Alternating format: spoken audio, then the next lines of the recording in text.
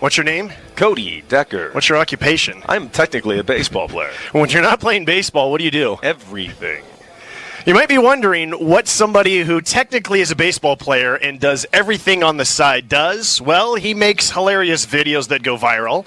He makes hilarious videos that do not go viral. He bartends. He does a whole lot of things in Los Angeles, and we're going to discuss with Cody Decker today on the inaugural edition of Life Around the Seams what it's like to do all of those things while still pursuing your dream of playing Major League Baseball.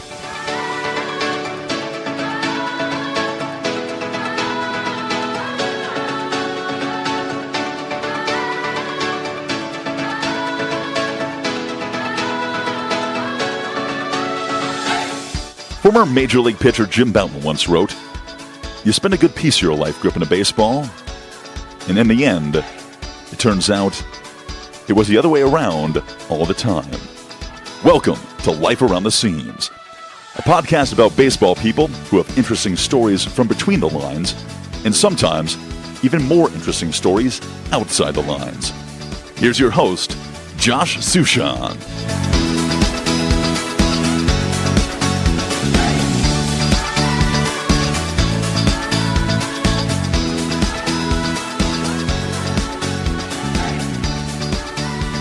All right, Cody, thanks for joining us. Thanks for being my guinea pig on the first edition of this podcast. Oh, you're very welcome. You got to start at the top sometimes. All right, so let's start with the introduction. You were born in Santa Monica in 1987, graduated from Santa Monica High, went to UCLA, played baseball for 4 years, drafted by the Padres, 22nd round in 2009. He's now played 10 years of professional baseball in the following organizations: Padres, Royals, Rockies, Red Sox, Mets, and now the Diamondbacks. You forgot about the Milwaukee Brewers. I forgot about the Brewers. At the time of this recording, he's played 963 games in the minors, 3,216 at-bats. Actually, I wrote that down yesterday. You got your 3,217th after I wrote down this note. And his 195 home runs in the minor leagues are third most among active players. What? Who's beating me? I was the most. Dan Johnson and Chris Carter. Dan Johnson's in Mexico. That doesn't count. He's not an active player here. Somehow, that's what your notes say. How many does Chris Carter have? He has a few more than you. Do you count the Major League home runs on that list? Because if you do, that doesn't count. I'm going off what the PR guy of the Reno Aces put in the game notes. Not yesterday, but the day before that. We're going to have to double-check this. He's also played 8 glorious games and 11 magnificent at-bats in the major leagues. I wouldn't say they were magnificent. They were all kind of off the bench and very hard to do. Off the field, dozens of videos. The most famous is when Cody and his teammates and his manager with the Paso Chihuahuas convinced teammate Jeff Francoeur that one of their teammates was deaf. We'll get into more of that later. He played for Team Israel in the 2017 World Baseball Classic and 2013, right? Yeah, in the qualifier we played in that. He's hosted a very R-rated version of Pub Trivia. He has a Screen Actors Guild. There's a lot more, but I should eventually actually start this thing. So with all of that, like when my mom says, "Who is the first guest of your podcast?" How should I describe you? A Renaissance man. Okay. A Renaissance man with the chiseled good looks of like a young Sidney Applebaum. All right. Let's start with the early beginnings of this Renaissance man. Your parents. Who are they? What do they do for a living? Jay and Terry Decker. My father was a travel agent. And then that whole pesky thing called the internet came along and really kind of put a damper on the travel agency business. And then my mom was a bank executive my entire life. And she just retired about 2 months ago. And they're both kind of living the life. They're traveling around. They're coming out and see me play as much as they can. It's pretty cool. They're very good people. They're good parents, very supportive, especially when their son is 31 years old and still playing a 12-year-old's game for a living, or kind of a living. How much growing up with your mom, your dad, your brother, and your sister was baseball a part of the Decker household, and how much was movies or sketches or just Hollywood-type filming stuff? That was kind of me and my neighbors, the Hollywood-type sketches and stuff. My next-door neighbors were a couple of twins. They were 2 years older than me. They're my oldest friends. And we made movies together growing up our whole lives. Their dad was a comedian and an actor, and we just kind of, he would always encourage us to make new movies and do little things. What kind of camera did you use? Just this cheap camcorder that even had like the actual cassette tape. Right. And so let's just say editing was not exactly part of the thing. We had to shoot everything in sequence, handheld. It was, we worked very hard. We really liked it. We started a horror franchise series. We called it Daddy No. We based it on one of our teammates' fathers, who we really liked, but he scared the hell out of us. Okay. So we made it based on him. And I don't know. It was just something that we did. And then you hit that awkward teenage phase where all of a sudden I don't want anybody to look at me at all, and I'm you're super self-conscious. And those middle school years were a little rough, and I kind of clammed up until I got to high school, and then I joined theater, and everything kind of changed, and I kind of broke back out of my shell and became that that same kid I always was. And what was big around my house was baseball, and it was not because they were pushing me to do it. It was just because I loved playing baseball. I loved baseball. I played baseball every day. I would play stoop ball and wiffle ball out front. My friends would never let me hit right-handed because they felt it was unfair, so I would hit left-handed.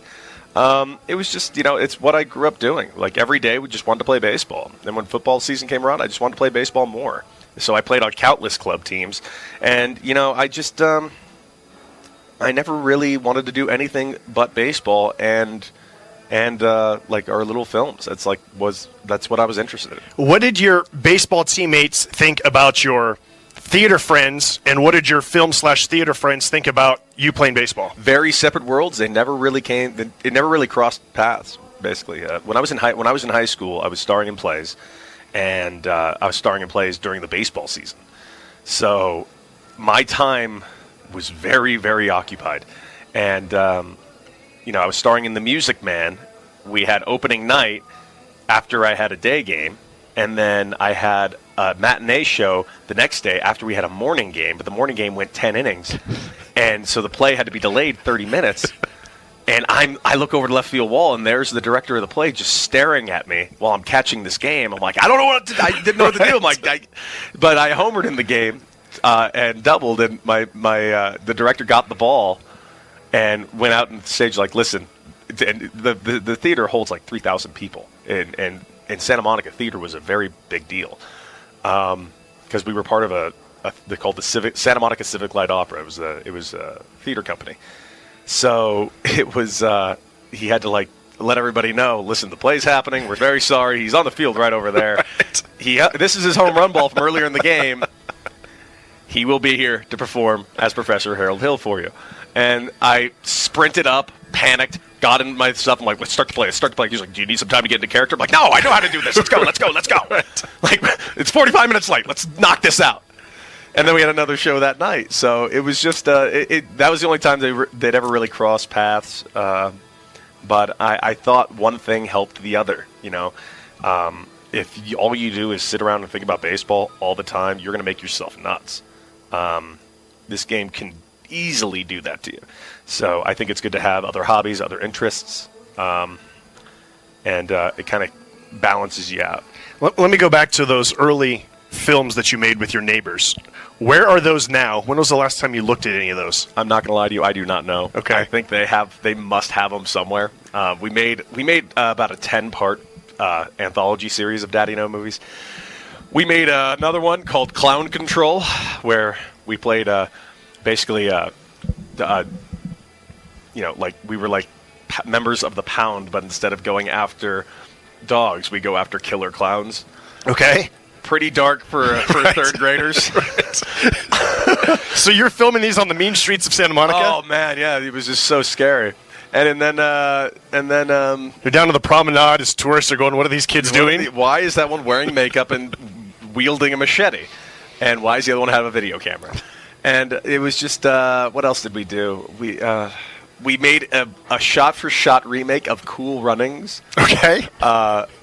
And there were parts where we got lazy that we just cut in scenes from the actual movie. Right. And then we did things where we cut in scenes from the actual movie with us walking in front of a screen of the scene that we're doing. Like, it was really funny, but so ridiculous. It's not like there's bobsledding courses in Santa Monica that you could use. Oh, no, we used boogie boards going downstairs. Okay, that works. Let's just say there were some mishaps, painful mishaps. But Yeah, those were those. That's where that all started.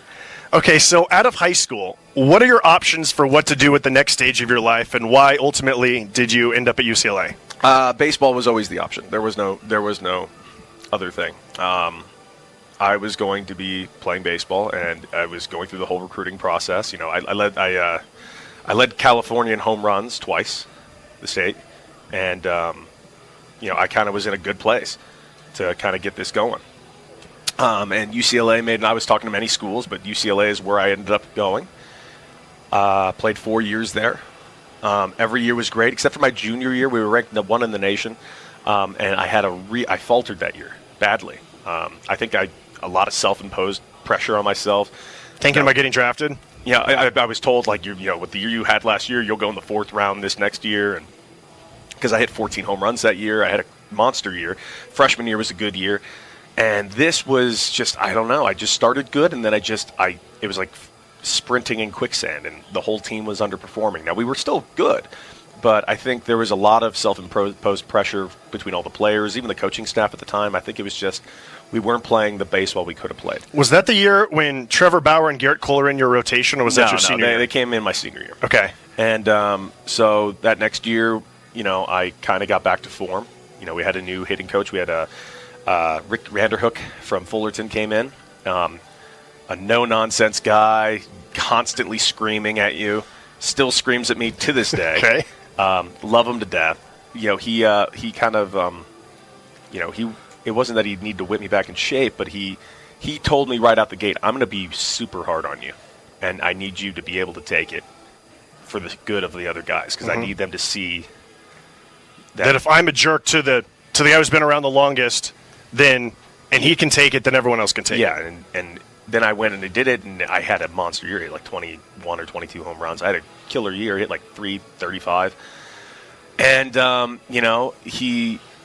I credit him a lot for it. It wasn't that. It was just a different type of feel. We were on the same side. We were almost like putting on a show for the guys, and Hookie would go really far sometimes. Okay. Really far. But it was great. I loved him, and I loved the team, and I kind of got back to form. Got a chance with the Padres after that, but after high school, baseball was always the plan. I was playing nonstop. I had no real aspirations to keep acting. Okay, all right. So let's talk about draft day. It's 2009. You go in the 22nd round, 654th overall. Is that all? That's all. Describe where you were, who's around you, how you learned the news, and sort of, what do you remember about that day? I remember that I felt as though I was the best power hitter in the country at the time. But everyone kept telling me since I was a senior and my main position was first base. And it wasn't that I couldn't play third or left field, which I played both, and catch. It was just I played mostly first base at UCLA. So perception is always reality in baseball. That's kind of the thing. So I'm looking at it, I'm like, well, yeah, but I just hit 21 home runs in like the best league in college baseball. And team was like, well, it's also you're a senior. You don't have a bargaining chip. We have a policy. We don't give a signing bonus for more than $1,000 to a senior sign. Is that what everyone said, or just a few teams? That's what every team I spoke to said. Really? To which I'm like, really? I'm like, okay, well, it is what it is. And some teams are like, your numbers say you should be going like in this round, but you're going to fall pretty far because of the year you had previously, and you're a 5'11" first baseman, and a lot of people think you're a metal bat hitter. To which I'm like, whatever. Right. So after the 10th round goes off, I was at UCLA at the time. I was on campus. I just said to hell with it, and I went downstairs to the dungeon, the old weight room at UCLA. It was this great little underground weight room. I loved it. And I was just lifting. And I remember I was doing squats and deadlifts. I was doing this big superset of squats and deadlifts. And I get a phone call like mid-squatting. And I rack the weights, and I'm just, for some reason, I'm just in a mood. Right. But I'm also like kind of focused on lifting. And I get a phone call, and it's like, hey, this is Brendan House of the San Diego Padres. Just want to let you know we just drafted you in the 22nd round. And I just went, sweet. Click. I'm like, I don't care. Whatever. I got to finish this lift. So I finished my lift. I call my mom afterwards, and I just process the news while I'm finishing my lift. I call the scout back. I'm like, hey, just finished my lift. So what do you want to talk about? He's like, we just drafted you. I'm like, Yeah, no, you told me that part. Like, what's next? Well, let's get it going. We're gonna give you a $1,000 signing bonus. I'm like, cool. Right. I guess that's not the important thing. Let's go ahead and let's focus on the actual important things, and that you drafted me, and I'm gonna go play professional baseball. Great. So I went upstairs, told my parents. Me and my other buddies who were with me on the team at UCLA, who were all drafted. One was drafted by the Royals, another was drafted by like the Diamondbacks, another was drafted just random teams. We all went out that night and had a little party and celebration. It was great, and got right back to work and left for Arizona. About how much time would that be? Because the draft's in like early to mid-June. Well, my season was over. I left like about a week later. Okay. Maybe even sooner than that, and got right to work. So when you walk into a clubhouse as a professional baseball player for the first time, I'm guessing that would be Peoria, Arizona. It was. What are you thinking? What's that moment like? It was not. There was no glitz, no glamour, nothing at all. I literally showed up at 9 a.m., living in a hotel that was right across the street from the sports complex. And, I get there and I had to get a physical. That was it. It was me and like 14 other players who were just recently drafted, all of them college guys. And a lot of us were from the Pac-10. We played against each other. So we had like Wande Olabisi. He was this just massively large, looked more like a football player or Apollo Creed, specifically in Rocky IV. Okay. Just like he would walk around the clubhouse shirtless, and everyone would stop what they're doing and watch him walk by because his abs had abs. Okay. He played at Stanford, and I had Dylan Tonneson, who's the catcher over at Cal. So, and we had another guy named Cameron Monger, who I believe played at University of New Mexico. And so we were just, we all formed kind of this little group that we were kind of in this together because we were all college guys who were drafted late and kind of not really a priority for anyone. And we kind of banded together and had a lot of fun playing. And we really beat up on some teams because we're a bunch of guys who were 21, 22 years old, out of college, and we're all playing in the Arizona League, which is a league usually for younger guys. Right. I mean, not that we weren't young, but it was just... It's mostly high school guys or guys who are just from the Dominican for the first time in their life. Yeah. But our team was surprisingly filled with a lot of college guys. And it was a good group, and we played our hearts out. We had a lot of fun doing it. And, if you ever seen the Arizona League, it does not exactly feel like professional baseball. You're playing in front of nobody. It's morning games, right? No, at the time it was still night games. Okay. I've heard other years they've done morning games. But, so we're just, we're playing in all the big league stadiums, spring training stadiums. And, but we're playing in front of really nobody. There's no one at the games, maybe 10 people. It's mostly just members of the organization themselves watching. So you did get 7 games with the Fort Wayne Tin Caps of the Midwest League, where there actually is people who pay money and watch. Yes. How did that feel? Great. Really nice. I'm like, oh my God, what is this? What is this magical land called Fort Wayne? No, it was just, I got the Arizona League MVP. I had a great season. And they called me in the office and said, hey, Fort Wayne's going to playoffs. They're going to win the championship. You're going to join the team. You're not going to play because they're going to play all these guys, most likely. But, it's kind of, we want to make sure you're awarded. Get over there, take a look, and win a ring for the year that you just had. Right. I'm like, oh, cool. That's different. Right. So I went there knowing I wasn't really going to play much. Got a couple starts and went through the playoffs thing, helped out in any way I could. But there's no pinch hitting as DH league, so I didn't really get in there. But it was a blast, and I got to know these group of guys that would end up being my teammates for the next 5 years. And we would go on for years to beat up everybody. And it was a team filled with guys who also were not top tier number one prospects. They were all college guys, except for maybe Jeff Decker, who was probably the biggest prospect. Okay. Jeff Decker and Drew Cumberland, they were the big prospects. And, after that year, we won that championship. We went over to Lake Elsinore together, high A, and we beat up on teams like you wouldn't believe. This team it wasn't even fair to play us. And we didn't win the championship because we lost a real fluke game in the playoffs. We were winning by like 3 in the bottom of the 9th at Rancho Cucamonga. and that was the Angels at the time. And I remember they had Trout on the team. They had a few other big studs on the team. But we had Brad Brock pitching, and Brad Brock was the single best, especially in the minor leagues, the best closer in baseball. He broke the Midwest League saves record, the Cal League saves record, and then the Texas League saves record in consecutive years. That's pretty good. I think he blew 0 saves. That game, we had 2 outs, nobody on, and out of nowhere, he gives up like 5 hard hit balls in a row. The guy's never given up a hard hit in 2 years. It was just a fluke. And we're just sitting there, and we hit a walk-off double, and we're like, what just happened? Didn't we win? It switched like that. It was crazy.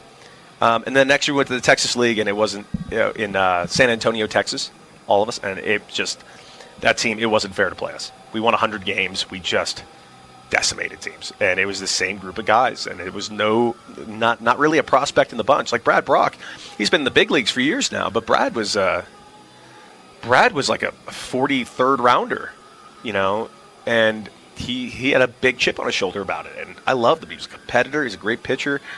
That whole team was a bunch of grinders who really knew how to win and knew how to play together, and we had a blast.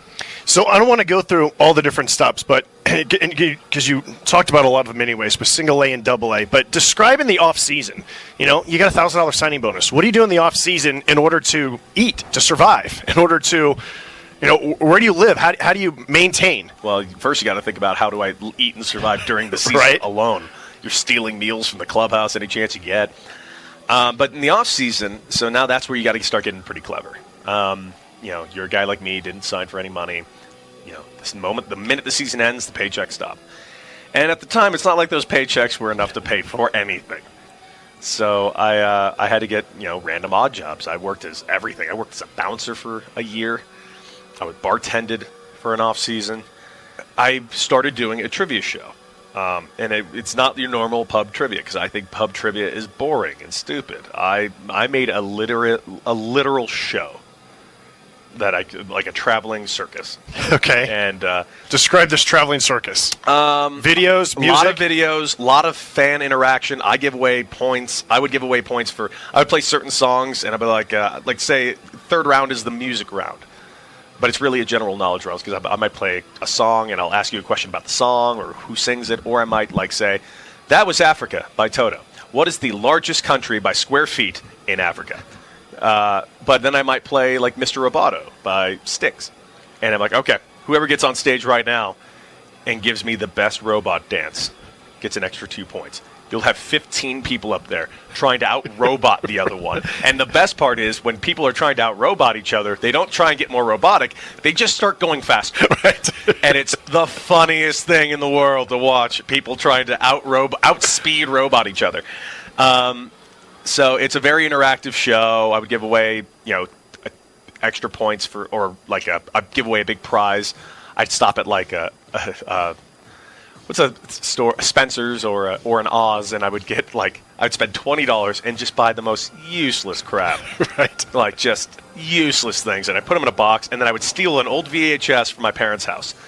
So I would go through it. If you guys have the funniest / possibly most offensive team name, you can win the following. And I go through the whole things, and it's just like a sponge. One side says face, the other side it says ass.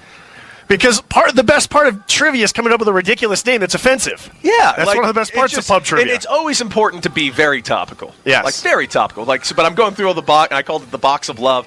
And at the very end, and yes, the crown jewel of this piece, the reason you are all competing today, you guessed it, a used VHS copy of the 1992 classic Beethoven. That's right. Stole it from my parents' house today. All of this can be yours if you're sad and depraved to come up with a horrific team name. And it worked. It worked. It got crowds going. And, there was a place I worked at called South, which no longer exists, but we used to pack that place in with 130 to 170 people. It was nuts. And, I incorporated over the years a lot of different things. Like my sister-in-law is a choreographer for a burlesque group. So I would have the burlesque dancers come in. I would hire them to dance in between rounds while I'm grading papers, right, just to keep people entertained and have fun. We just it was a madhouse. I made it a madhouse, and I did that, and it helped pay the bills to get me to the next season. I would give a lot of hitting lessons, a lot of baseball lessons, worked a lot of baseball camps. I would help out at UCLA, even though that didn't pay. I just did everything I possibly could to kind of just make ends meet. And then I started getting little acting gigs. And the weird thing is when you get a SAG card, it's this weird catch-22. You can't get a SAG job unless you're in SAG. But you can't get the card. You can't get the card unless you get a SAG job. Right. So it's just this makes no sense. This entire process makes no sense. So I had to get lucky. So a buddy of mine worked in commercials. He just said, hey, there's a baseball commercial coming out in a couple that they're going to audition for. You want to go? So I went there and I just said my resume. And they're like, okay, so you're an actual baseball player? I'm like, yes. It's like, what level are you at? I'm like, well, this was like 2012. I'm like, I'm in AAA. I had 30 home runs last year. Been knocking on the big league door for a little bit. What if they had said you don't look like a baseball player? How demoralizing would that have been? No, it would have been like, what do you... I've heard that my whole career. Right. I don't need it coming from you. But no, I had a beard at the time, and that helped. Yeah. Because beards are very baseball-y. Yes, they are. So I got this gig in this commercial, and I didn't know what commercials paid, and it was a national commercial, and it aired like opening night, and it aired all over. It was a Head and Shoulders commercial, and I ended up making like I made more money doing this commercial than I did at this point, like 4 full seasons of professional baseball. I made like it was like $23,000. That funded my entire season. Right. Like, I was like, oh, my God, this is... I can eat at Chili's. I could, like, eat a meal today. Like, I can eat healthy. For the first time in my career, I could eat healthy in a season. And then I got the SAG card. I started booking some more stuff. And by a chance thing, so I was in college. I was also a film student. And I was, I made a lot of, I still, throughout theater and everything that we talked about earlier, I made films too. I made a bunch of dramas, comedies, anything I could like try and cut my teeth on to get better at handling a camera, studying film method and just, colors, shapes, anything I can to, tell a story without having to speak the story to an audience. So, I was... one off season, we were just, you know what I just realized? I had a point. I can't remember. Oh, that's what it was. Okay, so I was given a lesson. Right. And one of my favorite directors is a guy named Joe Carnahan. He's a director of a movie that I saw in high school. Now, every Thursday night in high school, I would go to this really grungy theater by myself and see a movie. And it was always like some art house picture. Well, this one week, they were playing this movie called Narc. First-time writer-director, of a serious movie. It was starring Ray Liotta and Jason Patrick. I go and see it. I'm not expecting much, and I was blown away. I was like weeping leaving the movie. I was like, it really hit me hard. And after that, the guy made another movie called Smoking Aces, which was almost like this grungy grindhouse movie. Fell in love with that movie, and then he did the A-Team, which I really enjoyed. I love the A-Team. I love the A-Team, and especially if you see the director's cut, the R-rated director's cut, it is fantastic. Like there's so like if you see the release version, it's kind of cut, it's kind of choppy a little bit, like it doesn't flow all the way through, but this one does. You see the director's cut, it's amazing. So I'm watching. I'm getting a phone call from my buddy who's the head coach at New Roads High School. He's like, hey, are you still giving lessons? He says, yeah, I'd like to book a lesson for a guy. I said, great. Just let me know. And I forgot about it. I put it in my phone, said I had a lesson that night, but didn't have a name. So I get a phone call. He's like, hey, this is Joe Carnahan. I'm on my way over to the field right now. I'm like, okay. Joe Carnahan. That Joe? I'm like, okay, well, I'm here. Just come whenever you like. Hang up the phone. I'm like, the guy saying his name was Joe Carnahan? Like, my favorite director, Joe Carnahan? Nah. And all of a sudden, 5 minutes later, Joe Carnahan walks in with his son. I'm like, it's Joe Carnahan. Dude, I love Narc. Right. But I didn't say anything. But I'm giving a lesson to his kid. He's watching me give a lesson to his kid. And if you know me, even while I'm working, I'm not taking things too seriously. I'm working with the kid, and I'm making fun of him a little bit, and he's getting it back to me. I'm like, hey, listen, let's have some fun. We're going to work. I'm going to give you as much information as I possibly can that can help you. I'm not going to turn you into a robot. I want to make you the best you could be. We'll make some adjustments, but nothing crazy. And I'm going to throw a lot of information at you today. But I'm going to try and water it down by let's keep this fun. Kid's like 14. And so we had a great lesson, and I was just making the kid laugh, and Joe was laughing his ass off behind him the whole time. And Joe's like, God, you ever do any acting? I'm like, it's funny you ask. Why, yes, I do. It's funny you mentioned that. I wasn't trying to give him an audition here, but it was just like, yeah, you're hilarious. You're also a good-looking kid. Listen, audience, I have a very large beard at this moment, and my hair is very unkempt. But when I cleaned up my beard, there's a decent jawline going on, and I'm in season, so I'm not quite as cut as I normally am. So at this point of the year, I'm always in very good shape, and he's looking at me. He's like, "You're a good-looking kid too. Like, I'd like to. We should talk." And then me and Joe just kind of sparked up a friendship because we would talk about films all the time. And I was just like, dude, because it started when I said, listen. When you called me and said name Joe Carnahan, my first thought was Narc is one of my favorite movies, and I wrote a movie review of Narc when I was in high school for a project. He's like, can you find it? I'm like, I'll try. It's like 15 years ago, man. I don't think I can find it, but I'll give it my damnedest. We just sparked up a friendship, and he does movies. He's shooting a movie right now that I read the script for 2 years ago. He had me in mind for a part, but then I decided this old baseball thing's going to keep going. Right. And then, but then he called me one day and he's like, hey, I have a part for you in my show. And it was a show called State of Affairs, starring Katherine Heigl. And it was on NBC. He's like, it's a small role, but I want you to do it. I want to see how you handle it. Consider it like an audition for future things. And I said, oh, great. And he said I did well. He said, I'm going to put you in things from now on. You did great. I'm like, well, great. That's wonderful. He hasn't put anything since, but he did say one thing 4 years ago. Right. So who knows? I love the guy to death, and we had a good time doing that. And it's just these are the type of things. How do I put it? It's almost like I've kind of fallen into some things in the off seasons, and it's very hard to kind of fall into these things and find these things because if you're in the off season, you're only there for like 5 months. So no one's going to hire you for a legitimate job for 5 months. You're going to leave. It even comes to be a problem for my trivia shows. My trivia shows, which will book in a place, well, places don't want a guy for 5 months. They want a year-round thing so they can keep the thing going. So I'm going to build up a whole thing there where we're going to get 100 people there every week, and then it ends. Right. And I understand that. As a business model, it's not really conducive.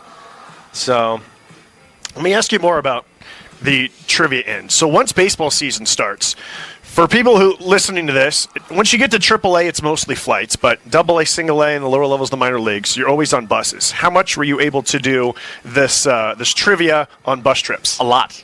I've done a bus trivia this year. Now, like you said, in AAA, not a whole lot of bus trips, but in Reno, we do bus to Fresno.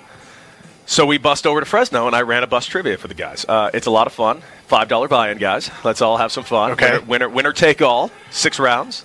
And I've refined my trivia show to such an extent that it's basically video-based. In between rounds, I play a lot of clips. I edit together a lot of funny clips of that have to do with the round you just did. Things like that. And, it was a lot of fun to do that. I've done that for years now. Bus trivias for long bus trips. All right, so let's get into your time at AAA. Yes. Because this is when people like me start to hear about this guy named Cody Decker. But before we talk about the Tucson Padres, your manager was Pat Murphy. Explain what makes Pat Murphy a different manager and how him being the manager of the Tucson Padres helped flourish what we're about to talk about. Okay, so Pat Murphy, head coach at Arizona State my entire time at UCLA. I hated Pat Murphy with a red-hot fire that almost still boils within my inner chest to this day. And then he joined the Padre organization, and I fell in love with him. Now, my first year in AAA, I actually played for Terry Kennedy in Tucson. But then the next year in Tucson, Pat Murphy calls me, and he's like, I'm going to be the manager in AAA. Looking forward to managing you. I'm like, I am not necessarily looking forward to playing for you. I still have a lot of grudge that I held against you. Plus, I kind of want to be in the major leagues, Pat. Yeah, who's you to say that I'm going to be at AAA? Why do you think so low of me? It's not low, but Pat Murphy, my My God, this guy. One, he's a lunatic, but I think he'd be the first to really admit that. But he's brilliant. He's really brilliant. He really is good at getting the best out of his players, and he keeps it fun. Now, if you've been around AAA, you have, you know that AAA does not always lend itself to the most positive of environments. A clubhouse can really be torn to pieces by a couple of bad eggs, a bad attitude, it's really easy. It's easy to fall in that trap because you're so close to the pinnacle, but you are so far away from the pinnacle. It's like I always equate it to being like a child with fingerless gloves, like that's on the outside of like in the snow of a Christmas dinner, and he sees this family enjoying the Christmas, and I'm just clawing on the window like it's right there. I can come in too, but you can't. And most of the people in that clubhouse think they should be inside having dinner right now. Oh, absolutely. Everyone does. And you kind of have to, because if you don't think that, what are you doing here? So you have to have a good amount of confidence, but this game is this game will humble you faster than anything in the world. So that's really easy in AAA. Guys are upset about their pay. Guys are upset. Travel is PCL travel is brutal. It really is. Like, it sounds nice. Oh, you're flying everywhere. No, these are 3 a.m. wake-up calls to get to 6 a.m. flight, to then fly through Vegas, to then fly through Fresno, then fly up to Tacoma. It's tricky. There's a lot of things that don't lend itself to positivity, but Pat Murphy was a guy who could really rally the troops and to do something, to really turn a clubhouse into something really fun. And it reminded me how fun this is and how fun this should be. And in doing so, we as a team played better. And that was always the thing that he always said. He had this quote, and I loved this quote. And I still try to use it and try to apply it to this day. And I sometimes I have trouble doing it, but his rules to baseball were these 3 steps: prepare to play good, and then number 3, no matter what the outcome, treat yourself good. And he's like, and number 3 is the hardest to do for all of us, because if you have a good day, it's very easy to treat yourself well. But if you have a bad day, unless you're one of the guys that's pointing at fingers at every other direction, I've always been pretty good to point the finger at myself when I have a bad day. Like last night I came in and pinch hit, and I struck out. I had a good at bat. I liked my swing. I liked my direct, but I was a little late on this guy's fastball. I was furious with myself for about 2 hours, because pinch hitting is really hard to come off the bench cold and face a guy later in the game who's thrown pretty hard or got a nasty wipeout slider. And I felt I had a good at bat, and I really liked what I was doing up there. I liked my swings. I liked everything, but I didn't succeed. And when you don't succeed, it's really easy to, get down on yourself. This game can really do that to you. And Pat was the first guy I ever played for who really understood that part 3 of this story, where he's just like, no matter what, like, you're going to fail. And you're going to fail a lot. No matter what, you got to treat yourself good. And I always loved that. And I will always respect and love Pat Murphy for those 3 years I played for him, because, I learned a lot from him. I learned that this can still be fun. I learned that, baseball is especially when you're young, baseball is not just a game that we play that's stupid. It's also a good way of teaching young people how to be an adult and how to be the person you can become or want to become. And that doesn't necessarily mean a major leaguer, just the person itself. It's a great metaphor to, this game, you're going to lose so much. But if you can keep going and be that person all the time, then, I'll respect. Pat was the first guy to really make me realize that.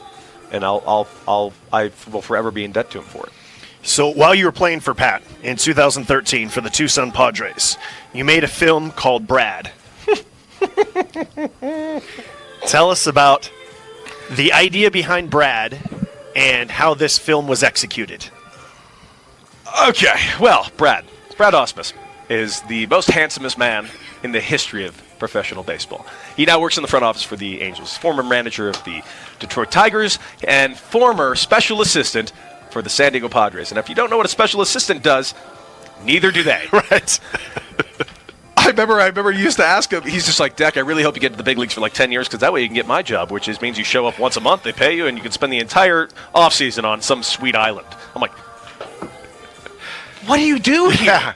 What do you do? He's like, well, I'm technically the catching coordinator. You're not the catching coordinator. We don't have a catching coordinator. He's like, yep, I only show up 2 weeks out of the entire season. Isn't that great? Yep. Not really. He was also my manager for the first go-around of Team Israel. So we actually developed some sort of rapport.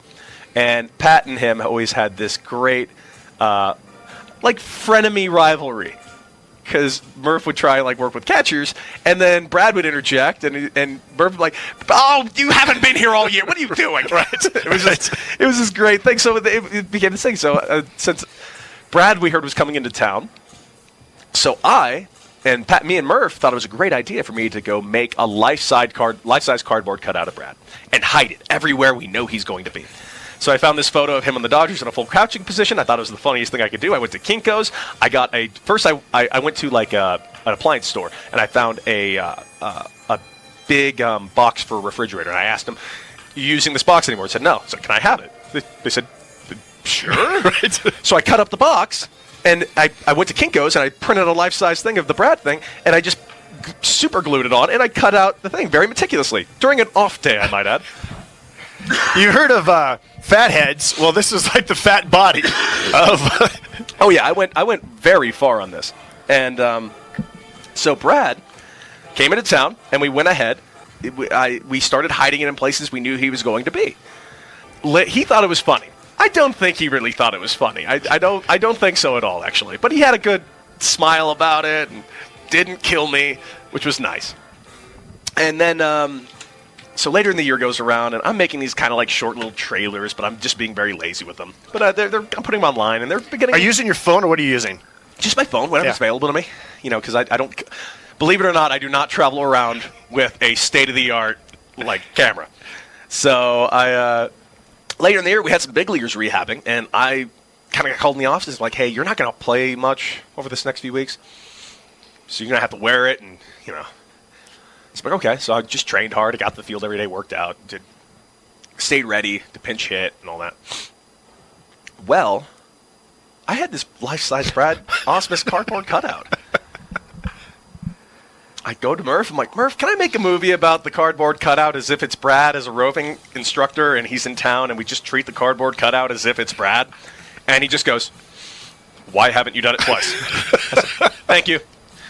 And that's what makes Pat Murphy Pat Murphy. Yeah, and so I did it, and it was very. If you watch the film, it's very inspired by The Office. It's an Office parody, basically. Right.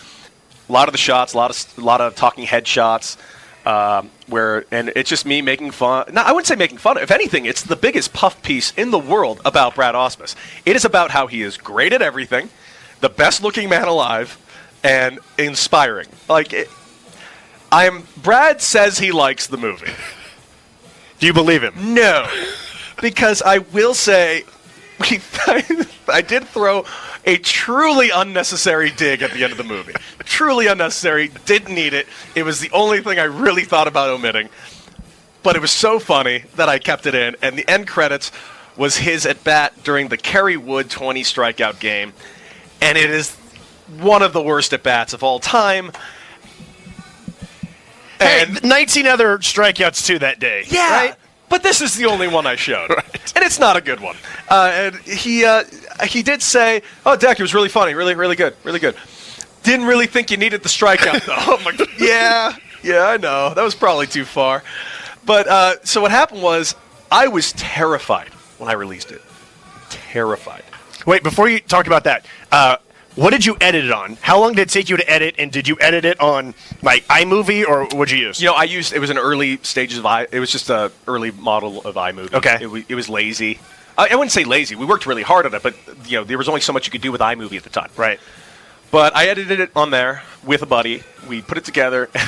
It was really funny. I watched it recently, and I'm like, this is still really funny. I watched it 2 nights ago. Yeah, and I was laughing. This is fun. It's a little long. I think I should have, looking back, I've learned since then to really not fall in love with my own material so much. There's some things that really should have been cut out. This should have been 2 minutes shorter. But it's 7 minutes of funny stuff. And we really had a good time doing it. So when I released it, I remember when I released it, this one morning, and I remember releasing it, and I'm just terrified. I wake up that morning. I released it like the night before. The morning I wake up, it's 5 a.m. I have a litany of emails and text messages from Padre Brass. Okay. And I'm like, oh no, I am in so much trouble. But I do know that Pat Murphy okayed this, so I have someone to throw under the bus with me. Right. And it was every message was, this is hilarious, keep doing these. Okay. Finally someone got Brad. Great one. And I'm like, oh God. What a relief. I'm like, I am so fired. But no, it was great. It turned out great, and got a little bit of press. Not a ton, but it was funny, and it really worked out well. Okay, so now it's 2014, and you're back at AAA, unfortunately. And Tucson has moved to El Paso. Mm-hmm. However, their new ballpark is not yet ready, which means that you and your teammates have to spend about the first 5 to 6 weeks on the road. You played technically a homestand back in Tucson as you're waiting for the ballpark to get finished in El Paso. And Pat Murphy is once again the manager, and he decides that he wants to play a prank on Jeff Francoeur. How do I put this? This was not the first time we did this prank. Okay. It was just the first time I filmed it. And also for people, Jeff Francoeur at this point has like 10 years of Major League service time. He's actually at 9, and okay. he's trying to get back to the big leagues, where he belonged. He was a great player, great teammate, nicest guy in the world. I love him to death. That being said, okay, so I get a phone call from Murph. He's like, hey, Jeff Francoeur's joining our team. Just got phone with him. Seems like a great guy and a perfect candidate to do the deaf guy prank. I'm like, you think so? He's like, I don't know. Come on, he's been around for a while. He's like, Jack, I just spoke to this guy for 20 minutes. Seems awesome. He will fall for this hard.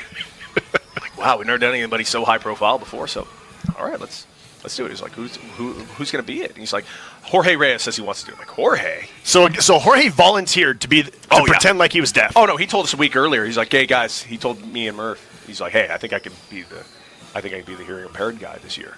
But I'm like, you love to talk and you love to participate. He's like, no, I really want to focus on my work, and he was really adamant that he's got this. I'm like, okay, well if we do it, great. And then Jeff walked in and just handed us a thing, and it was all about the undersell. This prank is all about you can't oversell this. It's all about, hey, it's a competitive team, get you back to where you belong. By the way, I need to remind you, we have a deaf pitcher. It's not really a big deal, but just be prepared. That's it. Undersell, walk away. And then we just let Jeff do it. Now keep in mind, Jorge's not doing anything. He's not doing an impression of a hearing impaired person. He's not pretending to be hearing impaired. He's just being quiet and focusing on his work. And Jeff did the work, all the work for us. He would just go up he would start conversations with us. It's like, so, how long has he been deaf? Like, his whole life, Jeff. It's how it works, usually. It's like, it's amazing he's able to make it so far and do this. I'm like, well, it doesn't really affect how he pitches, Jeff. Like, he does everything very normal. And he's like, it's pretty inspiring, though, huh? Like, yeah. So he would go up to Jorge all the time with thumbs up and over-enunciating. Great job! Way to go! And we're just sitting there like, oh, my God. He went out to dinner with Jorge and Jorge's wife for 2 hours. Still oblivious. Oh, God. It was the gift that kept on giving. How close? What was the closest call for Jeff finding out too soon? I think it was that dinner. Okay. But it was not hard at all. The truth was, and this is the honest to God truth, we forgot we were doing the prank right. so many times. And Jeff would remind us that, oh, that's right, this is still going on. Right. So normally when you would do the prank, how long would it last? Maybe a week. And this one lasted over a month. Yes. When did you decide to start filming portions of this prank for later use? Murph calls me in the office. He's like, because the night before is when Jorge comes in with bases loaded and nobody out. And he strikes up the side. Comes in the dugout. We're all going crazy. High fives, just fired up. And Jeff comes in, slams his glove right in front of Jorge's feet, smacks him on the knee. Great job! Way to go, buddy! That's what I'm talking about! Me and the pitching coach run into the clubhouse. We're in Tacoma. We run into the clubhouse. We're falling over. We're laughing so hard that we're not making a sound. We're like going against furniture. Like we're having heart attacks. We are collectively having heart attacks. It was the funniest thing I'd ever seen in my life. Because again, I forgot we were doing this. Right. I'm like, oh my God. That's right. Oh my God. I felt like such a pain in my chest. To which Murph calls me in the office the next day with the pitching coach. The pitching coach says, listen, that was the funniest thing I've ever seen in my life. We got to end this soon, though. This has gone on a month. I'm like, okay, what are we going to do? So we're trying to come up with a bunch of ideas. I said, hey, how about I just shoot a documentary, interview people, I'll edit it together, and we have a meeting where we say we have a mandatory Major League Baseball video, compliance video we have to watch. So that's what we did. I shot it, and I had everybody set up their cell phones all over the place and get shots of, specifically of Frenchie. And we showed him the movie. And so we made the ending credits his actual reaction to us showing him the movie. And he couldn't believe it. It was just, and his reaction was just priceless. And he was such a great sport about it. At the end of the season, I had, like, you mind if I can sign bat? And he just signed the greatest prank in the history of baseball. Love you, Deck, Jeff Francoeur. He bought us all steaks the next day. He's like, I thought going to AAA would not be fun and like kind of be a grunt. Man, you guys are great. You guys are just the best. So I bought spread, guys. I bought spread. And we're like, God, we love you. Oh, he's just the best. I love him. He was another guy, a lot like Murph, that, he reminds you that this game is fun and it should be fun. I think there is a lot of business to it, but there's a lot of business that you can't control. But if you can just have some fun. So compare your nervousness when you released Brad to your nervousness when you released the Jeff film. What was it called again? On Jeff Ears. On Jeff Ears. Puns, the highest form of comedy. My fear was very limited. I'm like, I'm sorry, this one's going to go crazy. Right. But I do remember the day I released it. It was hard to focus on the game. We had a day game, and it was our first home series, but we were playing in Tucson because our stadium wasn't ready yet. So I released the movie, and I remember Randy Smith, who was in the front office, who loved the Brad movie. I released this, and one of our pitchers who had our pitcher was sitting next to, in the dugout, our trainer, our physical trainer, and he kept checking on the views because we released it that morning. Every inning, we would come in. I was DHing. Every inning, he'd pull it up. We're at 200. You're at 200,000 views, Deck. You're at 500,000 views, Deck. And the best part about this was I was DHing, and I was a double away from the cycle. I was having a killer game. Right. And I remember the funniest thing that was shown to me during that day was Randy Smith tweeted out, because he was at the game, and he was our head of player development at the time. He just says, Cody Decker is a double away from the cycle, and his movie that he released today has 500,000 views and counting. If he hits a double, he will be insufferable. I'm like, is my head of player development rooting against me now? Right. But it was the funniest thing I'd seen all day. That was a great regime of the Padres. They were really fun. They were really cool. They were really understanding, and they let us do some stuff. I was sad I didn't get an opportunity with that regime. I got an opportunity, a mild opportunity with the next regime that came in. But I really felt like I was a part of that regime because, a lot of those guys were there my whole time there. We had like Randy Johnson, not lefty pitcher Randy Johnson.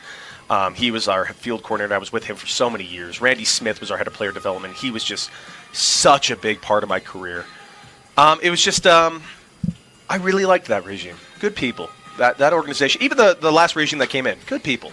Just, it's a lot of things changed in this game. Speaking of things that change, it's very rare when a manager gets called up to the major leagues in the middle of the season. But Bud Black gets fired. He got called up. I remember he got called up. You guys busing up here? We were busing to this stadium. I'm on the bus. I'm like, where's Murph? And I text Murph, where are you? He's like, can't tell you yet, but I'm definitely in San Diego right now and managing today's game. What?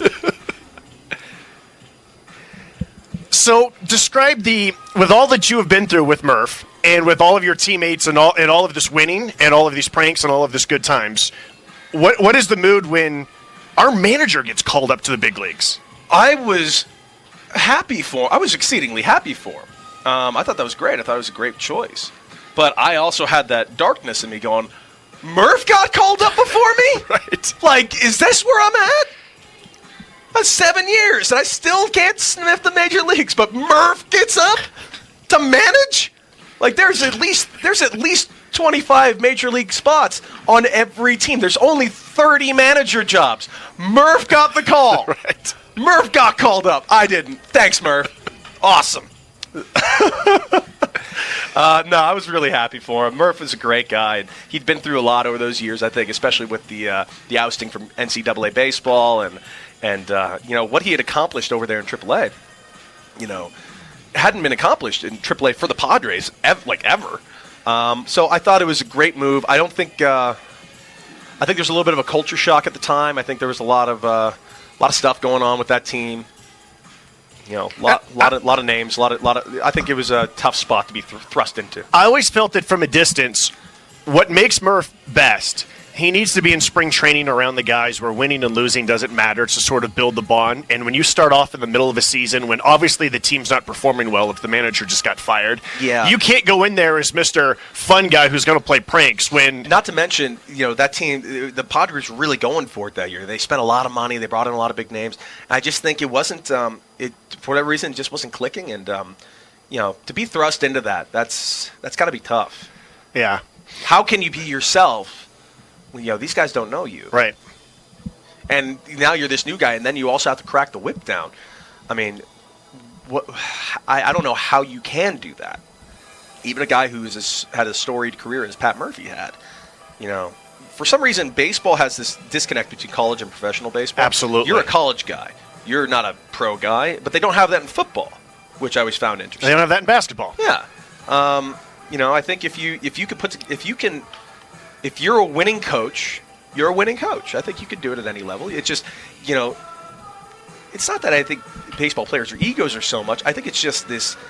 There's just a disconnect when it comes to college and professional baseball that I've never really quite understood. I just think it's just kind of there. So let me ask you this so now the film about Jeff is out. So a lot of people know who you are, but at the same time, like, you hit 27 home runs for El Paso that year. The year before you hit 19. The year before that you hit 29. I would like to point out the 19. I only had like 320 at bats. Okay.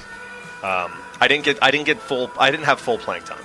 We brought in Brendan Allen, so they gave him a lot of time at first base. Who, by the way, Brendan Allen, great teammate, great player, absolutely should play everywhere he played. But I thought that kind of sucked a little bit because I'm like, well, I'm the first baseman, and I'm going to struggle kind of getting in there. Yeah. But especially after my 29 home run season the year before, I'm like, well, what am I going to do? So how are you balancing mentally that all of these people around the country now know me, but yet, hey, don't forget, like, I can play this game, right? In terms of... It was a blessing and a curse. It was like, I felt like a WWE wrestler who had gotten himself over. But the company didn't get myself over with the fans. I did it. Right. That's not supposed to happen. Yeah. And I think a lot of people lost sight that I'm a pretty good baseball player. Like, they were like, oh, he's the funny guy. He's this guy. No, I'm a good ball player. I mean, I'm a 22nd rounder. Trust me, if I can't play, I would have been out of this game my first season. I could play. And I feel I could play at the highest level. So that recognition I got, I think, was kind of a blessing and a curse. I was trying to keep things fun and keep things fresh and interesting, especially for me and my teammates. It's just, I don't know. I don't know if it was necessarily frowned. I think there has been times where it might have been frowned upon by certain organizations, but really, really embraced by others. Like the Diamondbacks have been great. Like, I'm not going to lie to you. The Diamondbacks might be. I've only been here a month and a half. 2 months in early spring training. This got to be like my favorite organization. These guys are just fantastic. Love them. They treat everybody so well. They treat you like a person. That's like the first. I think a lot of things that get lost, and I think that really connects to what you're asking, is people really forget the human element of this game, and I think that's a real shame because one, I think it's the most interesting part of baseball. That the people on the field, they're not just numbers. They're people. They're people who have the same insecurities, same struggles as anybody else. And I think once you lose sight that these are people doing, out there trying to do their best, I think you lose sight of something. And I think this organization really understands that. So let me ask you about this. When I was a kid and I'm reading Baseball Digest and Sporting News and I'm watching This Week in Baseball and my parents are buying me these books about the great baseball pranks, and baseball always had this great tradition of pranksters and jokesters and Burt Blyleven and Hot Foots and all of these great things. And nowadays, I don't want to say it's 100% the fault of social media, but I feel like there's a lot more caution in the world and caution in baseball when it comes to having fun and letting the rest of the world know about this fun that you're having. I think baseball really likes to have the control of how far they pull back the curtain. So if I were to pull back the curtain a little too far to their liking, I think that they don't like that too much. There's a lot of channels to go through, and I understand why. You can't be an idiot on social media. It's I at this point I sometimes struggle to give my actual opinions on things because of an outrageous backlash of people on social media these days. So now like I'm a person who has fairly strong, even political opinions, but like I don't share them too often. But if I do even show the smidge of it, like there's an opposition that is very, very much against it, and it's always a fight. It's never a discussion. That's what's always unfortunate. And I think social media has gotten quite volatile. So I think it needs to be navigated. I think it should be monitored. I think you got to make sure guys aren't going too far. I think guys need to be able to police themselves to understand, listen, no matter what you say, it can easily be turned against you. And you need to be prepared for that. So you just kind of have to have a feel for it. And I can understand any organization because, you're their, for lack of a better phrase, and I hate this phrase about this because I don't think it's totally accurate, but you are their, you're their product. It is a business. First and foremost, it is a business. And, since you are representing their brand and your own brand, they need to make sure you're not doing anything to damage that. And I can totally understand that.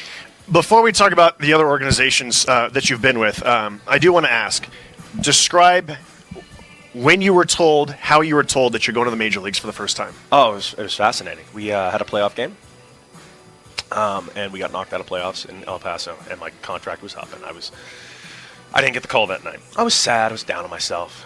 Man, another year. I gave him, and I honestly could sit there and say, I gave him everything I got.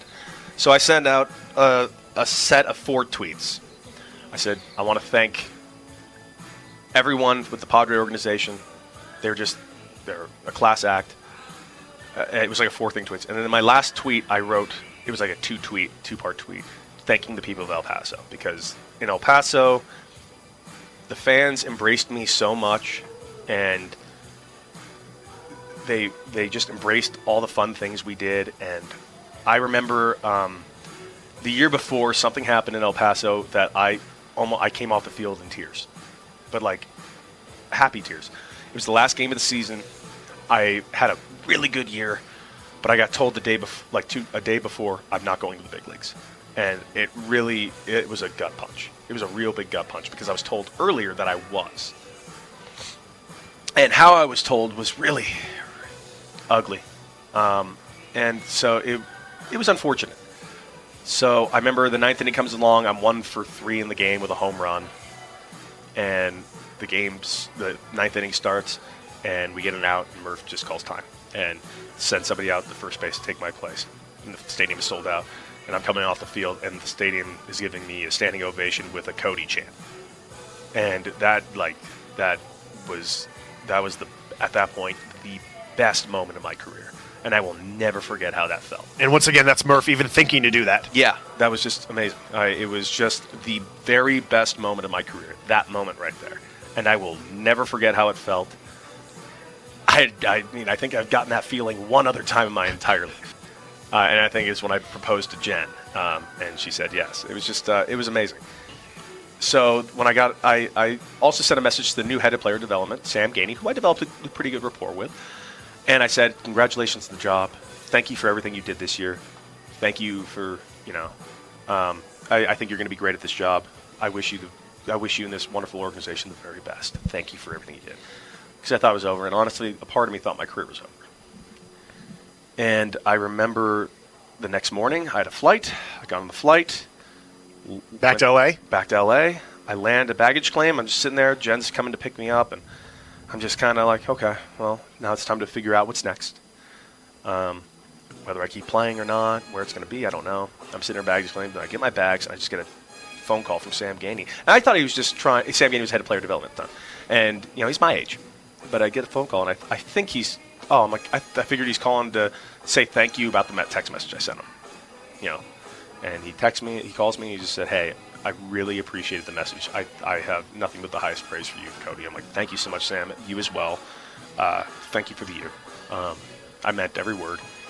And he's like, "Yeah, well, you've done so much for the organization. You've done so much in the organization. And I know you have so many people in this organization you know way better than I know you, which makes me kind of sad that I'm the one calling you right now. But you're going to need to get on a flight right now to Arizona. You're going to the big leagues and you're meeting up with the team."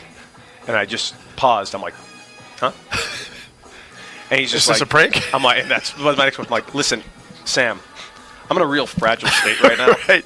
If there is a chance this is a prank, I need you to tell me now, because I don't think I will have the mental stability to handle this prank at the moment." It's like, "No, Cody, this is no prank. You're going to the big leagues. You go ahead and go.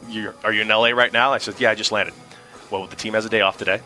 Enjoy your time in LA today. Tell your family, and come meet the team tomorrow." So Jen picked me up. She was kind of in tears before I told her, because she knew how upset I was about the night before, losing the playoff game and thinking my career was over. And she was the first person I got to tell. And then we went and told my parents, and it was amazing. It was amazing. I got to go up there and see the big leagues for a little bit, and I didn't really play much. I got one start, but it was in Dodger Stadium. I'm from LA, grew up a huge Dodger fan. That was pretty special. And if nothing else happens the rest of my career, I could say I did make it. I did make it to the big leagues, and not many people get to do that. Compare the first time walking in that clubhouse in the Arizona Rookie League to the first time walking in that Major League clubhouse. Different, and I wouldn't say, intimidating might not be the right word, but a little intimidating, because this is a whole group of guys that there's only a few of the guys at this point that I know, because it's a whole new team, even out of spring training. So it was some guys were there for a long time who I've known, like Ian Kennedy knew me pretty well. Some guys were really excited for me, because they knew that some of them played against me in the minor leagues, some of them played with me in the minor leagues. It was just a different experience. So it was just, and then you have other guys who are veterans who won't give you the time of day. It's just one of those things. So I spent a good amount of time trying to read my surroundings and try and stay out of sight. But since it was an interesting story that a lot of people wanted to tell, I ended up doing so much media, and that's actually a big regret of mine. I wish I did a lot less. Why is that? I don't know. I just felt like I'm not really playing. I'm not really getting a chance to really help out the team much. I think maybe we should keep the focus off me so much. And I did a lot of stuff. And I thought, looking back, I'm like, I think it was too much. Well, it's one of those things where media's always looking for a story that's not just baseball-centric. And here's a guy who clearly has all these interests that are outside of baseball. Plus, anytime there's the guy who's been in the minor leagues for a long time, and now he makes it to the major leagues, it's a story. And if the team's not playing well, then what are you going to write about anyway? So what are you going to talk about? Trust me, I agree, and I understand. But, I think it might have alienated me to some guys in the clubhouse. I think some of those guys didn't like it. Who's this guy? Right. But the weird thing is, who's this kid? I'm older than most of you. Shut up. That's always been my biggest thing about baseball. I've never understood, the concept of big league time. Big league time does not equate to wisdom. Right. Even remotely. You've been around this game a long time. Some of the dumbest people I've ever met in my life play baseball. Okay. And it probably helps them that they don't think too much. Oh my God, what I would give. What I would give to just be so blissfully unaware. But yeah, it's just, I think that might have alienated me to some guys, and it just kind of one of those things, and it kind of made me a target rather than a teammate. Right. And I've always been a very good teammate, and I don't think I really got a chance to be one. I was just kind of this new guy, kind of there. So that was kind of, I wouldn't say disappointed, but it was just a interesting experience. It was a different experience. Yeah. So you mentioned when you're a bag check, you're wondering, is my career over? Now go to this off season, or that off season. So you got the cameo in the major leagues. Now you're a minor league free agent. Were you thinking 100% I want to play baseball? Are you starting to think I want to do other things? Where are you at with your life and what you're hoping? Baseball. Okay. No matter what, I got a small taste. Now I really want to show that I can do this. Okay. So what's it like pursuing a job with another organization? They called me. Like, that was the most amazing thing. I got a lot of calls, and I had early offers and big offers. And I'm like, wow. And I thought the Royals were the best fit, and unfortunately it turned out they weren't.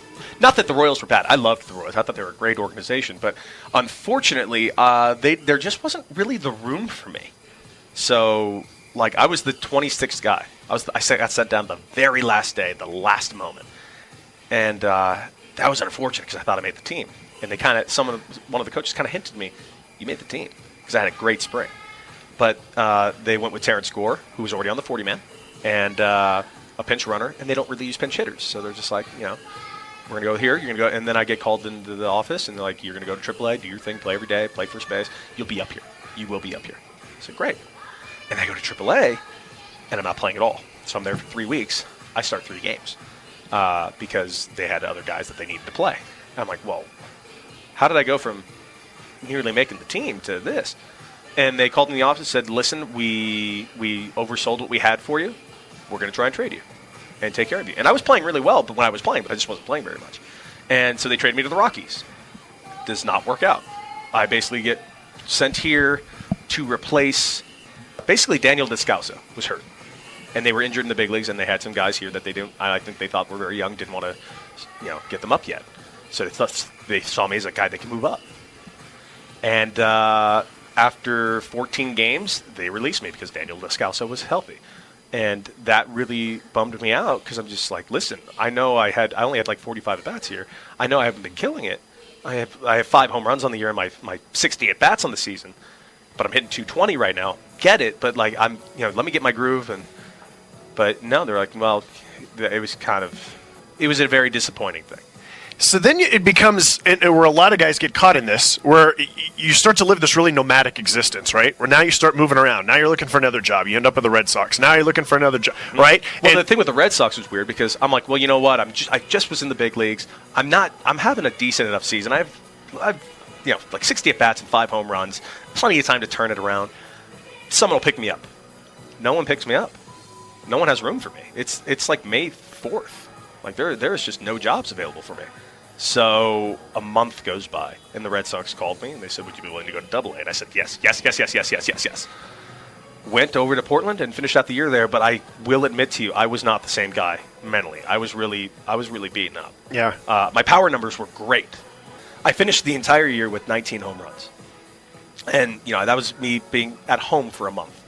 And, I salvaged it a little bit, but my average was down. I finished the year hitting like 240, and I was pressing a lot. I was not the same. I was not the right guy. I think I was a little beaten up about the being released. I've never been released, and I think I was playing almost scared, like I'm going to get fired again if I don't perform, and it's just going to be taken away from me. And that was something that was in my head a lot.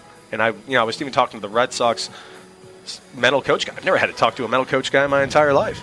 I was beat up at the time. Was there ever a time that a team said to you or your agent, all right, we're interested in Cody, but just stick to baseball?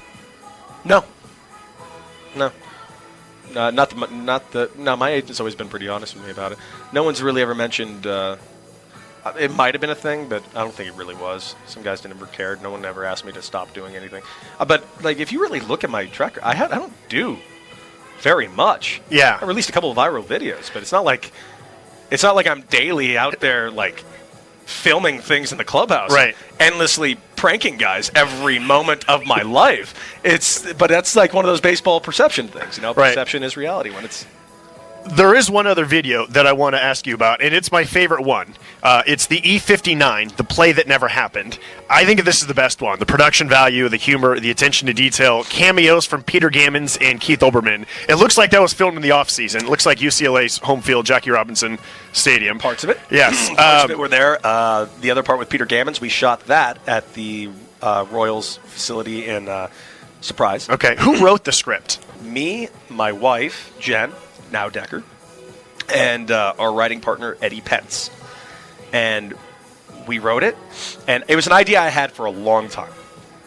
Because all my videos were like pranks on other guys or about other people. I thought it was time to turn the tables on me and make fun of me.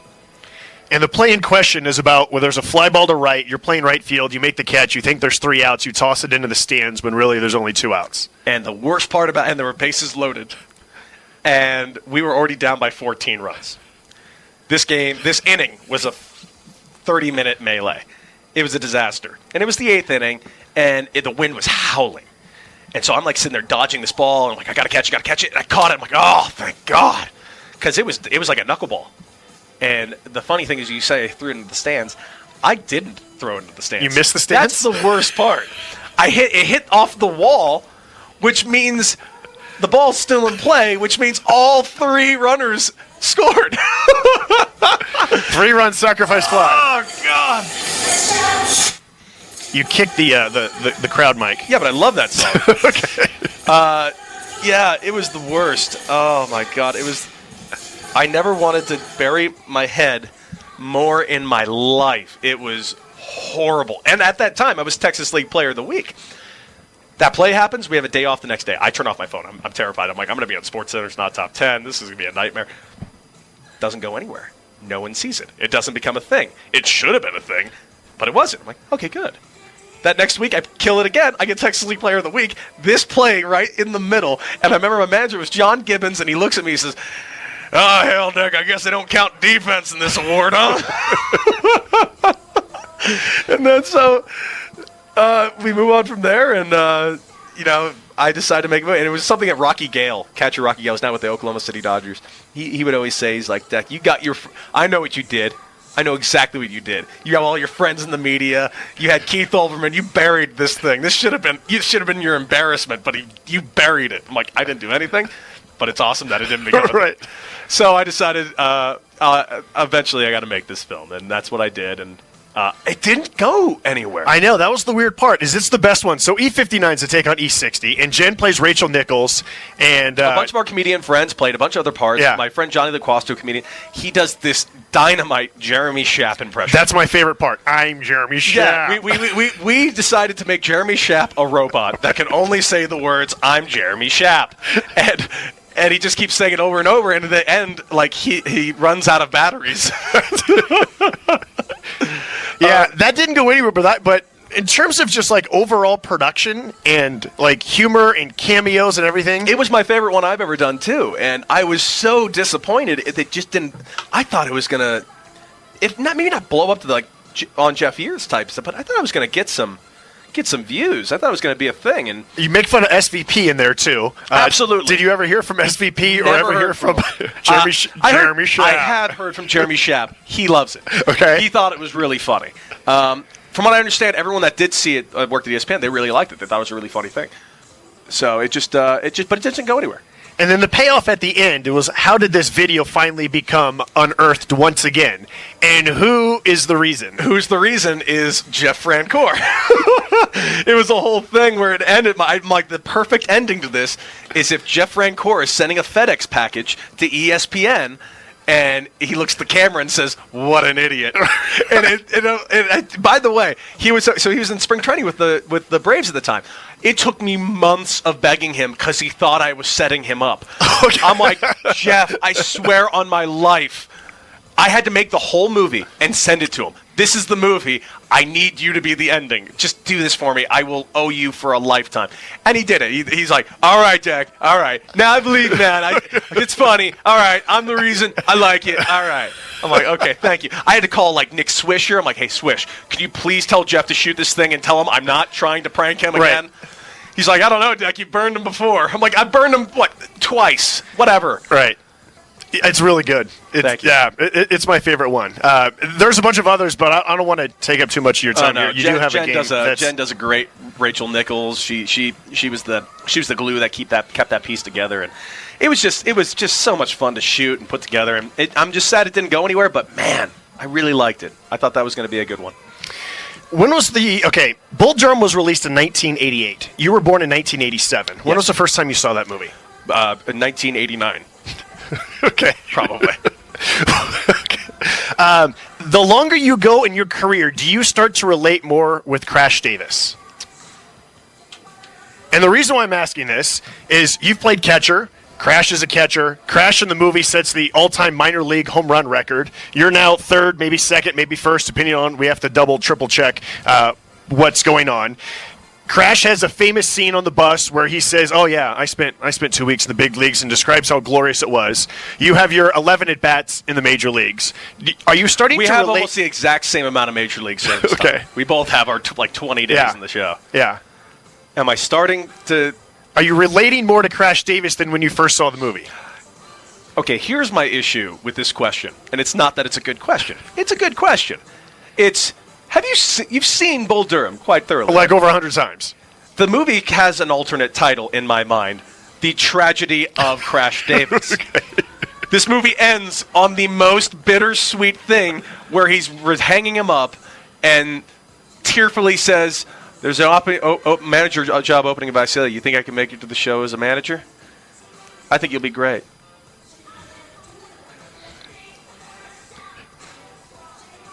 Let's end this question because I'm tearing up, and no, I don't want to identify with Crash, but it's kind of hard not to based on my career.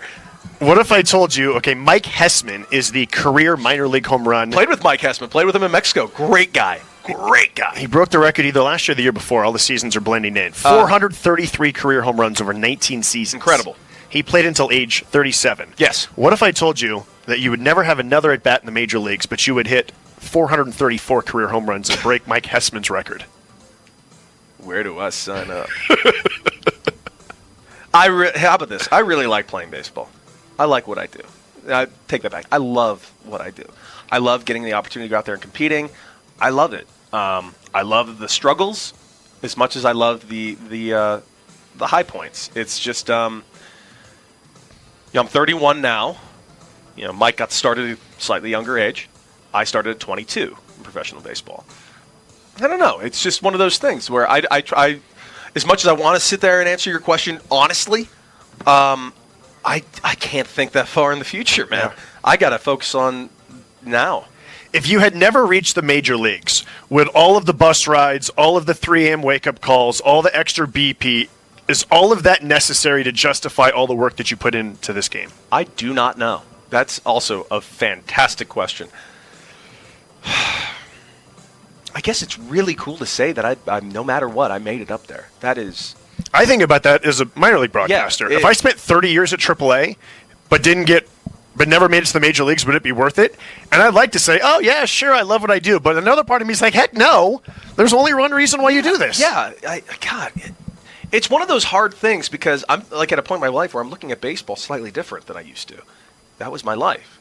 But now I'm married and, I want to have a family and I see how certain guys, I see a lot of my friends' lives. And what baseball does to a lot of players, and it almost tricks you into thinking your life is defined by this game, and it's not. It's really not. And I think that's not a trap that a lot of guys fall into, and I think it's a trap I've fallen into many times, that I've let this game define my entire life, and I think that's wrong. That's the whole point of this podcast, even though it's the first episode. Yeah. That's the whole point of this podcast. Yeah, it's just I think there's more to there's way more to things than this game. I mean, it's a game. So, was it all worth it? I've got to experience things that no one else will ever get to experience. I've got to do things that no one else get to experience. I've got to be in El Paso, Texas. I got a standing ovation from 12,000 people chanting my name. That's awesome. That is so cool. That was better. That, to this day, is the best moment of my baseball career, and that includes going to the big leagues. That moment right there, because I was low at that moment, and those fans made me feel like it all matters. Like it meant so much to them that it was, what does it matter? Look how look what it did for these people. We finished that season 500, and these guys are giving me a standing ovation like I just won the World Series for them. Man, that is something special. Well, speaking of something special and doing something that makes people feel good, let me ask you about the movie Heading Home and playing for Team Israel in the 2000 World Baseball Classic and what that experience meant to you. The experience had its ups and its downs. But I will tell you there's a lot more positive to it than there was negative.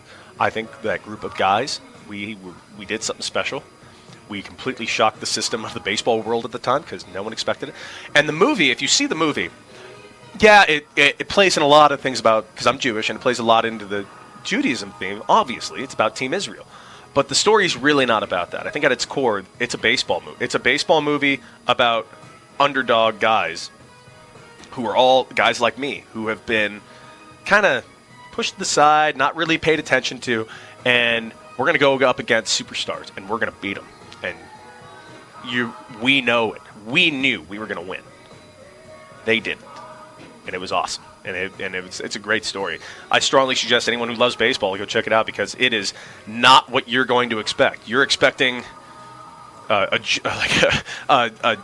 Jewish puff piece. It isn't that at all. There are definitely heavy elements of it at certain parts, but this is really about a group of guys who want to prove something about who they are as baseball players. They just all happen to be Jewish. And it's really good. I'm not even being biased here. It's good. It's charming. It's funny. It's good. Check it out. Please do. If you can. I have a few other sort of random topic questions Let's for hear you. it. Your pre-pitch ritual. People are not going to be able to see me demonstrate this because they're listening to a podcast. Are you talking about in the batter's box? Yeah, or on where the you dugout? you do the batting gloves and you kick the dirt this way and you kick the dirt that way. What would happen if you did not do that? I've had an at-bat where that happened, and I'll tell you why. Okay, so my pre-ritual used to be a lot more intense. Now it's, I step out of the box, undo my batting gloves, put them, tighten back up, spit in the dirt, cover it with one side, cover it with the other side, kick my right leg and left leg back just to get them kind of loose, and get in the box.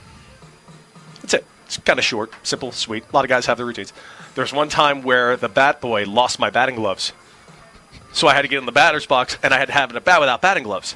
And I get in my favorite thing is I stepped out after the first pitch was the ball. I stepped out and started doing it, and my gloves aren't there. I'm like, and my whole dugout lost it. I'm like, I step out of the box. I'm like, ah! And the whole dugout's just laughing. It was in Reno. Okay. I was with the Chiefs on Padres at the time. And then I went in there and I hit a double. And I'm like, well, cool. Right. No batting gloves. Dig it. Because I didn't wear batting gloves until I got to pro ball anyways. In college, I never wore batting gloves. I mean, we could have a really long discussion about pace of play, but we had an instance a couple of nights ago before we recorded this where one of your teammates, the count's 2-2, and he gets called for strike 3 for pace of play violation. And so it just has me thinking about what really matters in terms of speeding up a game, in terms of the batter doing his routine, the pitcher walking around the mound, the first base coach isn't there yet, so we have to wait a minute for someone to grab a helmet and run over to coach first base. Yeah, it's just one of those tricky things. It's kind of hard to keep up with, The pace of play thing with the shot clock in between pitches only gets a little irritating every once in a while when you're doing your routine and the umpire says 8 seconds deck. I'm like, oh God, and I got to rush back in the box. I kind of want to take my time a little bit. I'm not trying to delay the game at all, but it's just one of those things. It's a game of adjustments, and if I have to make an adjustment because of the new rule in baseball, I got to make an adjustment. I'm a spoke on the wheel, man. Wheel's going to keep on turning. I got to make sure I adjust to certain things, and So whether I had an opinion or not, it really doesn't matter. Right? I'm doing it their way. Right. So it's just one of those things. So I mean, it's not the worst thing going on. So, but when you get a strike 3 call on a pace of play violation, that sucks. that really sucks. That might be just about the worst thing. Yeah, that's terrible. I'm not a fan of that, but what are you going to do? All right, we touched on social media a little bit before, and we could probably spend an hour talking about social media, but there was one tweet in particular that I wanted to ask you about. Yeah, of course. You tweeted out something. It was probably after Jenny Cavnar did her first regular season play-by-play for the Rockies. Yeah. And somebody tweeted back to you, Doubt it has anything to do with gender. If you're bad at what you do, then people will complain. Good going on stoking the fire to get comments, likes, followers. And you wrote back, oh, kiddo, I don't need comments. My initial comment is more important to me. Likes, question mark, my wife likes me. That's all I care about. Followers, question mark. I have the ones I want. You, question mark, need to learn how to use the correct your, which I love. Night, night, smiley face. I can't even imagine what you, and especially your wife's, mentions must look like on a day-to-day basis. You think mine are bad. You have no idea how bad hers are. What she's been through is... I don't wish that upon anybody. Before we get into that, what made you decide that I'm going to respond to this person? Because people were going off about this woman who announced a game. That's awesome. Like, what's the problem? Who cares if you're female or male? If you're good at it, you're good at it. Great. And she did it. And I think, especially for her first go-around, her first time doing it in a big... That's about as cool as it gets. And somehow, this just really rubbed some people the wrong way. And so I saw so much like anger and from just insane people over it that I felt it was important to say, like, if you're so delicate, if you're so worried, I forget the exact words I used, but like if you have a problem with a female announcing a game, you really need to look yourself in the mirror. This is not an issue. This is great stuff. Baseball should be inclusive for everybody. It just is. It's a game. I remember somebody said, well, how would you feel if a girl played baseball? Can she play baseball? Sure. If she can play, why not? I don't have a problem with that at all. Right. There's that great hockey video. Can you play? Yeah. Right? If you can play, then you can play. I'm not a female. I'm a 5'11", right-handed first baseman. I've been told my entire career I can't play. I can't. If a girl can play, she can play. If a girl can announce, she can announce. You don't need to have played to be an announcer. You don't have to have played to be a manager. You don't have to have played to be a general manager. If people pick and choose too often what credentials have to be had just on certain subjects, and I don't think that's right. And so I felt the need to respond to this one guy who thought my comment was attacking the males of the world, which, no, not what I was doing. I just think you need to just really look yourself in the mirror if this is a problem for you. Natural inclination is to protect your wife. When she gets, as you said, what she receives on social media, how do you decide when am I going to protect my wife and when just let trolls be trolls? Depends. It depends on my mood that day. Okay. There have been times where I'm not afraid to use your words against you. I could do it very well. So it's not a problem to me. But I also know it's best to be take the high road a lot of the time, and often I do. But my wife gets a lot of volatile people on social media, but she gets a ton of support too. She's wickedly talented, super smart, and she's the best person I know. She's not. I mean, just like all of us, she's not without her occasional flaws and occasional things. But it's not that she's gotten a real raw deal in her career, and she doesn't deserve it, and she still pays the price for something she had nothing to do with.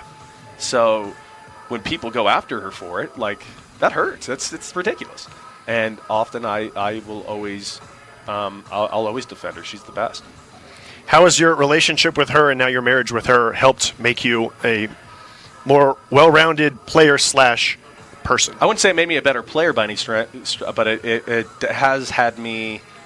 has forced me to look at the bigger picture in life. And that's why, baseball's baseball. It's a game.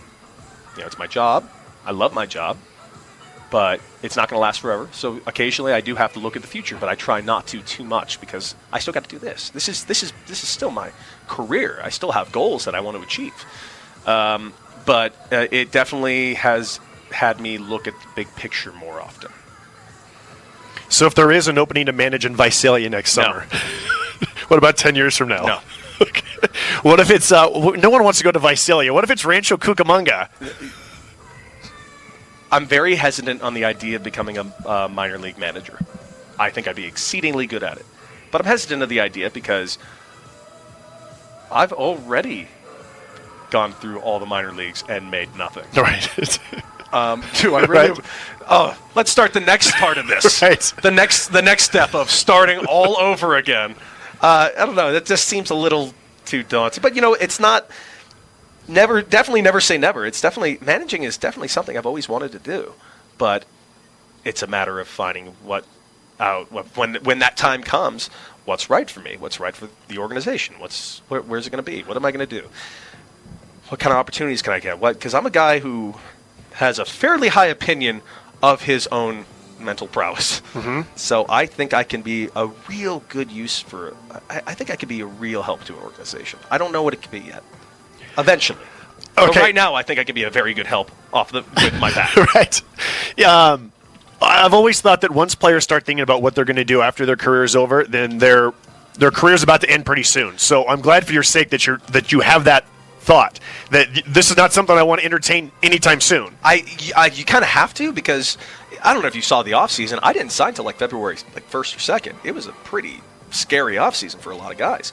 It's been getting later and later every year. So you kind of have to prepare just in case. But I don't want to prepare too much because I don't want people thinking I want to retire.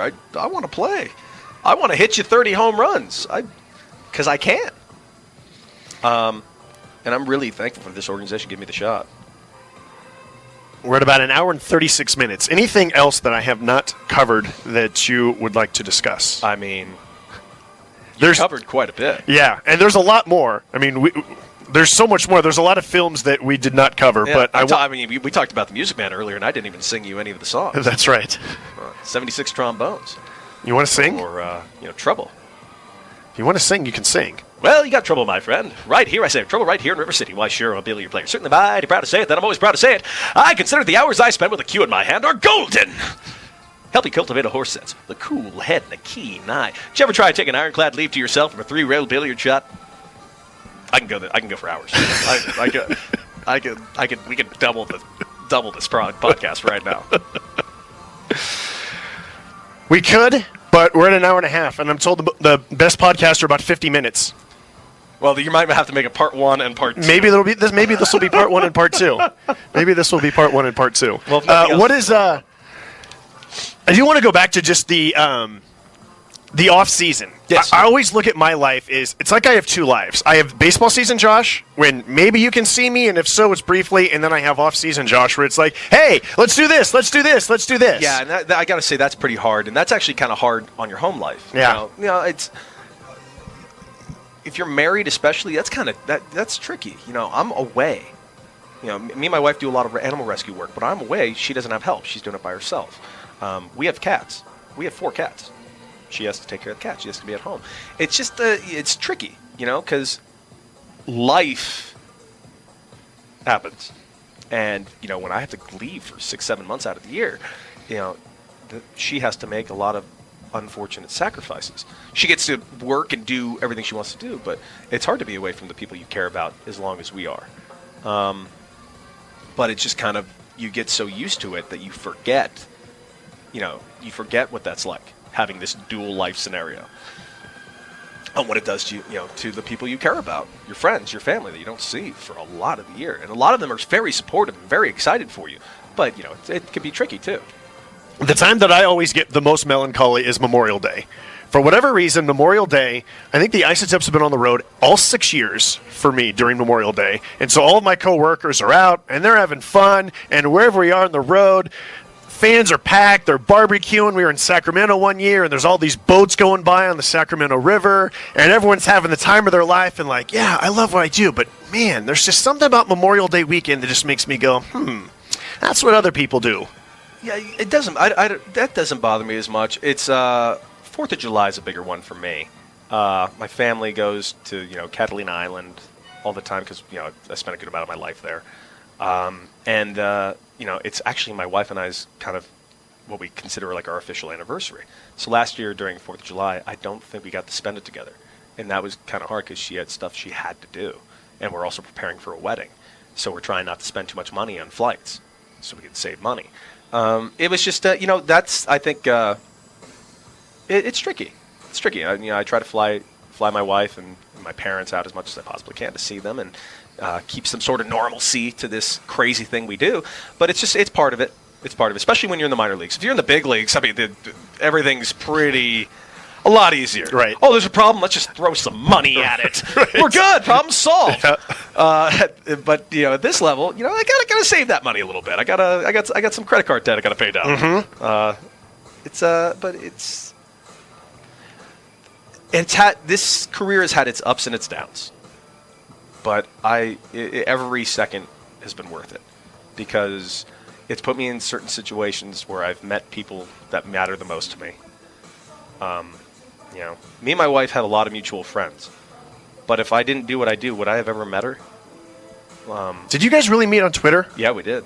Is that right? It was by accident. It was entirely by accident. And it just turns out when people found out we were talking to each other, they were like, oh, you two should totally meet. You guys would hit it off. And we did. And, would I have met my wife if I didn't play baseball? I don't know. Probably not. This game has given me a lot of experiences, a lot of knowledge, a lot of things that I know not to do ever again. But every moment has been worth it, and I love what I do. I love this game. I've loved being a part of it. I've loved playing for every organization, even the ones I didn't like.